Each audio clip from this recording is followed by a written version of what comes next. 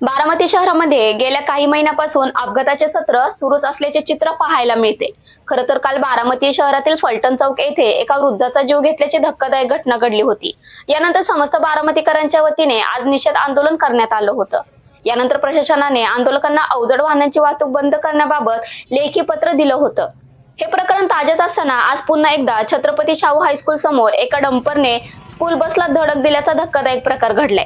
सुदैवाने या अपघातात कोणताही जीवितहानी झाली नसली तरी सातत्याने अशा घटना घडत असल्याने पुन्हा एकदा समस्त बारामतीकरांनी रास्ता रोको करत धरणे आंदोलनाला सुरुवात केली आहे। यावेळी आरटीओ प्रशासनावर निशाणा साधताना आरटीओच्या माध्यमातून मोठे हप्ते घेऊन बारामतीकरांना मारण्याचे काम या डंपरवाल्यांनी घेतले की काय, असा सवाल बारामतीकरांनी उपस्थित केलाय। यावेळी बारामतीकरांशी बातचीत केली आहे। काय घटना घडली होती? गाडी जाग्यावर उभी होती, आतमध्ये वळायचं होतं म्हणून ते पुढनं आले, बिचार घासत घासत आले अशी त्यांनी पुढनं गाडी जवळजवळ 10-12 फूट मागं ओढत आणली। वन आहेत, जाग्यावर सगळ्या गोष्टी आहेत आणि मी त्याला वरनं आवाज द्यायला गेलो बोलायला, त्याने आईमावरनं शिवी दिली तो निघून गेला पलीकडे। माझ्या गाडीत 3 ते 4 मुलं होती, मुलांना काही कोणाला लागलेलं नाही, सगळी मुलं सुखरूप आहेत व्यवस्थित, पण गाडी त्यांनी ओढत आणली। मी त्याला वरडायला गेलो, त्यांनीच मला शिवी दिली, निघून गेला। तो फुल दारू पेलेला आहे, बोलता येत नाही काय नाही, एवढा पेलेला।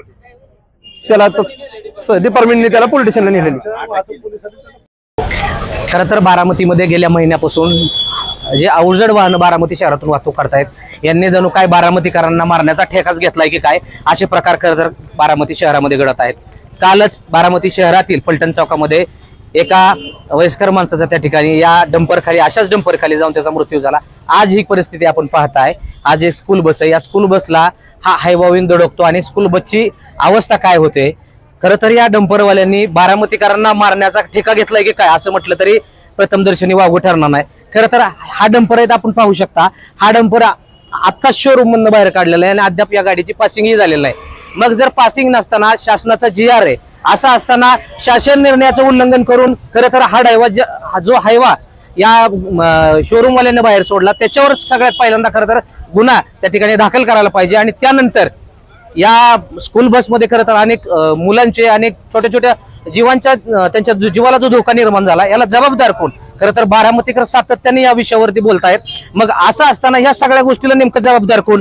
ही गाडी नवीन आहे आणि नवीन असताना ही गाडी पासिंग होऊन पासिंग न होताही शोरूमच्या बाहेर पडते। ह्या गोष्टीला खरं तर या शोरूमचा जो कोण मालक आहे या मालकाला देखील तितकंच जबाबदार धरलं पाहिजे।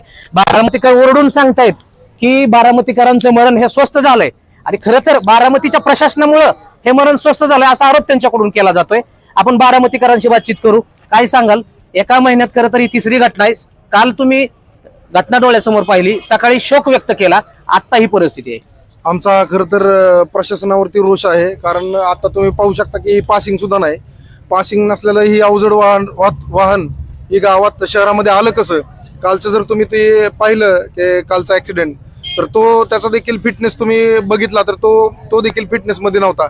मग हे कोणाच्या परमिशनने ह्यांची वाहतूक ही शहरामध्ये चालू आहे आणि नेमकं कशामुळे चालू आहे? कारण संबंधित जे या गोष्टींना प्रतिबंधित करण्याची ज्या पोलीस प्रशासनाची जबाबदारी आहे ते पोलीस प्रशासन हलगर्जीपणा करत आहे आणि त्यांच्यामुळं हे डंपर आतमध्ये येत आहेत शहरात आणि शहरातल्या लोकांच्या। खरं तर मला एक प्रश्न विचारायचा आहे, तुम्ही पोलीस प्रशासनावरती आरोप करताय, मग ह्या गोष्टीला आरटीओ देखील तितकंच जबाबदार असं वाटत नाही? वाहतूक विभाग आणि आरटीओ हे दोन्ही पण त्याला जबाबदार आहेत। दोघांच्या संगनमताने, म्हणजे जर आता उघड बोलायचं झालं तर या लोकांचे त्यांना हप्ते चालू असतात आणि हप्त्यामुळं ही वाहतूक दिवस रात्र आणि अवजड पद्धतीची वाहतूक ही शहराच्या माध्यमातून केली जाते आणि लोकांचा जीव धोक्यात घातला जातो। कसं बघता या घटनेकडे? खरं तर काल एका वयस्कर माणसाचा जीव गेला, आज अनेक चिमुकल्यांचे जीव त्या ठिकाणी धोक्यात आले होते। बघा, बारामतीमध्ये सातत्याने हे सत्र चालू आहे। पहिल्यांदा झारी कुटुंबातील एका व्यक्तीचा मृत्यू MIDC मध्ये झाला, त्याच्यानंतर इथं आचार्य कुटुंबाचा तो तर अतिशय दुर्दैवी, त्याच्या अंगावरून ती गाडी गेली होती। पुन्हा एकदा काल बारामती येथील फलटण चौकामध्ये एका वृद्ध व्यक्तीचा काल मृत्यू झाला। त्याच्यानंतर आज आम्ही आंदोलन करून कपडेच बदलून येतोय, तोवर तर इथं दुसरं ऍक्सिडेंट होतोय। ही असली बेकार परिस्थिती या बारामतीची झालेली आहे। हे प्रशासन हप्ते खाण्यात मिंद झालेलं आहे, हप्ते खाऊन गप बसत आहे। या मोठ्या मोठ्या लोकांवरती कारवाई करत नाहीये, ह्यांना किती कोटीचे दंड झालेले आहेत, ते दंड वसूल करत नाहीत, निकाली प्रकरण काढत नाहीत। ही असली परिस्थिती या बारामती शहराची झालेली आहे आणि इथलं प्रशासन जे आहे ते भ्रष्ट झालेलं आहे अक्षरशः। त्यामुळे इथल्या लोकांचे जीव जात आहेत। या प्रशासनाला आम्ही वारंवार जबाबदार, या गोष्टीला नेमकं जबाबदार या ठिकाणी असणारं प्रशासन हे जबाबदार आहे, कारण आम्ही गेल्या वेळेस देखील आंदोलन केलं होतं, त्याच्यानंतर या डंपरवरती बंदी घातली होती दिवसा, परंतु इथल्या प्रशासनातील अधिकाऱ्यांनी लागे बांधे ठेवून या डंपरला पुन्हा एकदा परमिशन दिली आणि त्याच्यानंतर हे पुन्हा वारंवार अपघात घडत आहेत. आता देखील आम्ही आंदोलन करूनच इथे येऊन बसलोय, परत दुसरं आंदोलन करावं लागतं. ही किती मोठी दुर्दैवाची गोष्ट आहे, किती नालायकपणा चालू केलाय सरकारने आणि इथल्या प्रशासनातील अधिकाऱ्यांनी. खरं तर हा जो काही प्रकार आपण पाहिला, खरं तर हा गंभीर प्रकार आहे. गाडीचं पासिंग नाही, शासनानं GR काढलाय, या GRचं उल्लंघन खरं तर केलंय. या शोरूम मार्कावरती खरं तर काय कारवाई झाली पाहिजे? शोरूम नाही, आमच्या सगळ्यांवरती कारवाई झाली पाहिजे. त्यांच्यावर अजिबात नाही, आमच्यावर कारवाई करा. आम्ही आता ही बारामती करायत, ह्याच्यात काही दुसरं काही कुणीच विचार करायचा नाही, ह्याच्यात काही राजकारण नाही. ही जर बारकी पोरांना आता ही 5-6 पोरं त्याच्यात आतमध्ये होती, चिमुकली होती, ज्यांची ती लेकरं होती, त्यांच्यावर काय काय काय आलं असतात. हा मानव हे तुम्ही बघा, इथून ह्या साईडनं बी घातलाय आणि पलीकडून तो 25-30 फूट घासत आणलंय, त्यांनी घासत आणलेलं आहे. आणि अशा परिस्थितीत या डंपरला परवानगी देतातच का? कशासाठी उठवली? कुणी उठवायला लावली? जो हे उठवायसाठी आलता त्याच्यावर बी गुन्हा दाखल झाला पाहिजे. ही पासिंग न झालेली गाडी आहे, त्या ज्या शोरूमनी ही गाडी ती बाहेर दिली त्याच्यावरती झाला पाहिजे. RTOला तर तत्काळ हितनं निलंबित केला पाहिजे. खरं तर अशी चर्चा आहे की बारामतीचे जे RTO आहे त्यांच्यावरही आधी अँटी करप्शनचा एक ट्रॅप झाला होता. असं असताना मोठ्या प्रमाणात RTOच्या माध्यमातून खरं तर 3 कोटीचा आकडा त्या ठिकाणी समोर येते. असं कलेक्शन, हप्ते गोळा करण्याचं सत्र त्या ठिकाणी सुरू आहे. आणि खरं तर बारामतीच्या नागरिकांच्या जीवाशी खेळण्याचा प्रकार वाटतोय तुम्हाला? 100% म्हणून तर मी अंतविधीचं साहित्य प्रांत अधिकाऱ्यांना दिलं की बाबा तुम्ही बारामतीकरांना फुकट मरण देताय, तर अंतविधीचं सामान बी फुकट वाटा आणि तुमच्याकडे पैसे नसतील RTO त्या पोलिसांकडे आणि प्रांतकडे, तर ती आम्ही देतो म्हणून आम्हाला तुम्ही फुकटच मरण देताय. आज काय झालं असतं इथं, ही दुर्दैवी घटना आहे. त्याच्यात त्या लहान मुलांचं जर काय बरं वाईट झालं असतं, काय केलं असतं, त्या पोरांच्या आईबापांचं काय हाल झालं असतं. आणि मग एवढं होतं, हे सगळं डोळ्याने बघताय तरी त्याला परमिशन देताय. कुणाचं आहे ती? कोण आहेत? कुणाचं नेमकं? हे डंपर आणि हे डंपरचे चालक ती बाहेरचे आहेत. आता इथं लोकांनी सांगितलं की तो एवढा पिलेला आहे, तो शिव्या देतोय वरून. खरं तर सकाळच्या घटनेमध्ये, काल जी घटना घडली यामध्ये देखील ड्रायव्हर पिलेला होता, या घटनेमध्ये देखील ड्रायव्हर पिलेला आहे. मग असं असताना ही जी काही वाहतूक चालक संघटना आहे पत्र देतात आणि प्रशासन त्यांना परवानगी देतं. नाही, त्यांना राजकारण करायचंय. अहो, ज्या माणसाने जो त्या डंपरचा अध्यक्ष झाला ना, त्याने 2 दिवस अगोदर आमच्या बरोबर येऊन, या मंगलदास आमच्या बरोबर येऊन डंपर बंद करा म्हणून आंदोलन केलंय. आणि 2 दिवसानंतर 400 डंपरवाल्यांचा अध्यक्ष झाला आणि तिथं जाऊन पत्र देतोय. आता तो मोठ्याच आहे म्हणून या प्रशासनाने त्याचं ऐकलं, त्याला बी ह्याच्यात आरोपी केला पाहिजे. तो बी आरोपी आहे ह्याच्यात. तू कसा काय आला तिथं? तू अगोदर बंद करायसाठी आलता आणि 2 दिवसांनी तू त्यांच्या बाजूने आलाय. आणि मग तर ह्याच्यात बरं वाईट होतंय तर त्या लोकांना भेटायला तरी येता का तुम्ही? भेटायला बी जात नाही ना. काल जी तिथं दुर्दैवी घटना घडली, त्याच्यात जीव गेला, त्यात सकाळी आंदोलन केलंय, अजून घरी पण गेलो नाही आम्ही. घरी नाही गेलो तोपर्यंत हित आली. आता माहिती कळते की सम्यक चौकात एका मुलीला पाऊण तासापूर्वी धडक दिली या डंपरनी. डंपरचा एवढा उच्चात कशासाठी, कुणासाठी चाललंय? सर्व प्रशासनाला म्हणल्यावर प्रशासन म्हणतंय बारामतीकरांना शिस्त नाही. मग बारामतीकरांना शिस्त नाही असं जर तुम्ही म्हणताय तर ऍक्सिडेंट डंपरच कसं काय होत्यात? गाडीला गाडी धडका नाही, व्हॅनला गाडी धडका नाही, डंपरच कसा काय धडकतोय? हे डंपर बंद झालं पाहिजे आणि बंद होत नाही तोपर्यंत आता हे कोणच इथनं जाणार नाही आणि उठणार बी नाही. कसं बघता या घटनेकडे? सातत्यानं अशा घटना घडतायत, प्रशासन कुठेतरी जाणीवपूर्वक दुर्लक्ष करताय असं वाटतंय? आणि प्रशासनच हप्तेखोर आहे, त्यांना वेळोवेळी हप्ते भेटतात, त्यामुळे हे प्रशासन डिम्म आहे.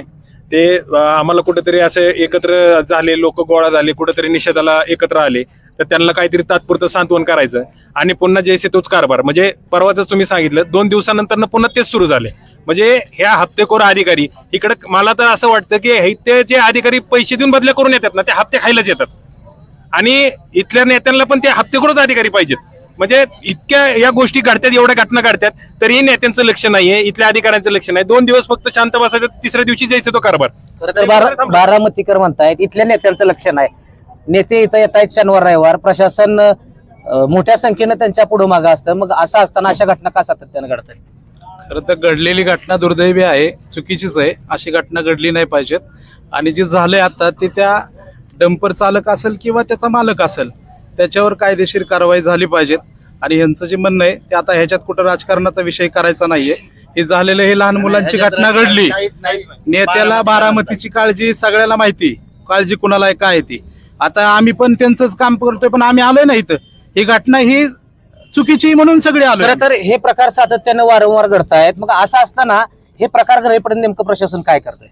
प्रशासनाला आता आम्ही पण काही संबंधित अधिकाऱ्यांशी आता बोलणं झालंय आणि त्यांना सांगितलं की आम्ही सुद्धा सगळेजण त्यासाठीच बसलोय की ही झालेली घटना चुकीची. ही सगळ्याला सर्वसामान्य लोकांना सुद्धा ह्याची तळमळ वाटते म्हणून आम्ही आलोय सगळे. आणि आता त्यांच्यावर कारवाई होईल. कोण काय वाटतं तुम्हाला, कोण जबाबदार आहे त्याचे? या सगळ्या घटनेला नेमका कोण जबाबदार असतो? आता ह्या घटनेला ज्यांना चुकीच्या पद्धतीने यांना परमिशन दिलंय त्या अधिकाऱ्यांवर पण कारवाई होईल. खरं तर या सगळ्या प्रकरणामध्ये ही गाडी कुठेही पासिंग झालेली दिसत नाही. मग असं असताना ही गाडी रस्त्यावर फिरते कशी? आमचं सुद्धा सगळ्यांचं म्हणणं तेच आहे की जर त्याला जबाबदार जी लोक आहेत त्यांच्यावर प्रशासन किंवा संबंधित अधिकाऱ्यांनी कारवाई करावी. खरं तर मोठ्या संख्येनं महिला देखील इथं बसल्यात. आपण त्यांच्याशी बातचीत करू. कसं बघता सातत्यानं बारामतीमध्ये हे अपघात घडतायत? आज खरं तर लहान मुलांचा जीव त्या ठिकाणी धोक्यात आला होता. आज लहान मुलांचा जीव धोक्यात आला म्हणजे लहान मुलं खूप घाबरले होते. हा डंपरचा जो ड्रायव्हर होता ना तो इतका पिलेला होता, पिऊन उलट तो म्हणत होता पैसे देऊ का. ह्यांना एवढा माझा आला कुठनं. आणि माझी एक मत आहे की आमच्या सर्वांचंच मत आहे की हे डंपर बारामतीमध्ये दिवसा फिरलेच नाही पाहिजे. जर फिरले ना तर हे डंपर उभ्याने जाळणार आहे इथून पुढे. जर डंपर दिसले ना आम्हाला असं गावात येताना तर आम्हीच महिला रॉकेलचा डबा होतून त्याला जाळणार आहे. कारण एवढा अन्याय व्हायला. काल ते आजोबा वारले, आज काय त्यांचं झालं. खंडोबा नगरला तीच घटना घडली, तेवढ्या पुरतं सांत्वन होतं, परत हाय तेच होते. कसं बघता या सगळ्या घटनेकडे? सातत्यानं अपघात होत आहेत. हे झालं नाही पाहिजे. खरं तर इथं समस्त बारामतीकर म्हणून जी काही लोक बसलेले आहेत, सातत्याने या ठिकाणी अपघात घडत आहेत. असं असताना प्रशासन नेमकं काय करतंय असा सवाल त्यांच्याकडून उपस्थित केला जातोय. खरं तर ही गाडी प्रथम दर्शनी पाहिली तर ही गाडी कुठेही पासिंग केलेली दिसत नाही. या गाडीवरती नंबर देखील कुठे दिसत नाही. मग असे असताना ही गाडी रस्त्यावरती येते तरी कशी? शासन निर्णयाचं खरं तर उल्लंघन करणाऱ्या या शोरूमच्या मालकावर देखील गुन्हा दाखल करावा अशी मागणी आता त्यांच्याकडून केली जाऊ लागली आहे.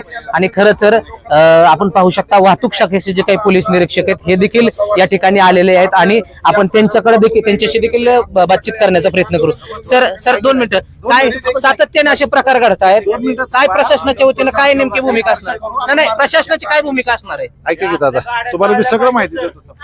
खरं तर या सगळ्या गोष्टींवरती प्रशासन नेमकं बोलायला तयार नाही. वाहतूक शाखेचे कशी काय परिस्थिती? एक मिनिट थांबा, सांगतोय बघा. सगळ्यांसाठी सांगतो मी, प्रशासन 100% यामध्ये गंभीर आहे. यांचं जे म्हणणं पत्रकार बंधूंचं, प्रशासन बोलायला तयार नाही म्हणजे इथं आलोय त्यासाठी बोलायसाठी उपाययोजना करायसाठीच आलेलो आहे. प्रकार 100% गंभीरच आहे, त्याच्याबद्दल अजिबात दुमत नाही. आमचं सकाळीच आता सगळेच हे आंदोलनकर्ते तिथे आले होते. आजपासून आपण संध्याकाळपासून इथं चेक नाका लावायचं नियोजन आम्ही केलं, बॅरिकेड टाकल्यात.